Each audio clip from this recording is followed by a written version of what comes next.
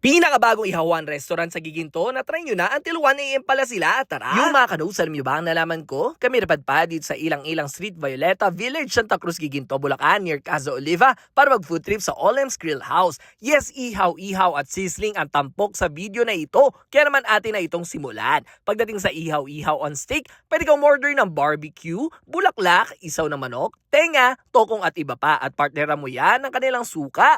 Favorite namin itong grilled sweet liempo dahil sa pangmasa na lasa nito at malambot ang laman at masarap. Kung chicken, meron namang grilled chicken inasal na ganito ang serving. At pwede ka rin mag-grilled pusit. For ulam or pulutan, you should order their dinakdakan o kaya pork sisig na halong taba at laman. For seafood, meron silang buttered shrimp as you can see na good quality. Grilled cheesy bangus sa boneless, di malansa at complementing ang cheese. May ensaladang talong din for our tita and tito. And for sizzling meals, sizzling fried chicken nila may malaking serving, good juicy texture, crispy din at perfect sa gravy. Sizzling lechon kawali na ganito naman ang cuts at pork chop plus tapa combo meal na achieve sa texture and lasa at malambot yung tapa. For appetizers at for sharing, meron silang onion rings, cheesy fries na masarap, cheesy at generous sa sauce, at syempre may mga drinks din na pampalis ng greasiness like lemonade cucumber, lemon yakult at strawberry soda. At di mawawala ang iba't ibang klase ng beers or alak kaya pwede kayo mag-chill dito until madaling araw. This is their operating hours kung pupunta kayo o ano pa hinintay nyo. Tara na dito sa Olem's Grill House sa Giginto, Bulacan. Let's go!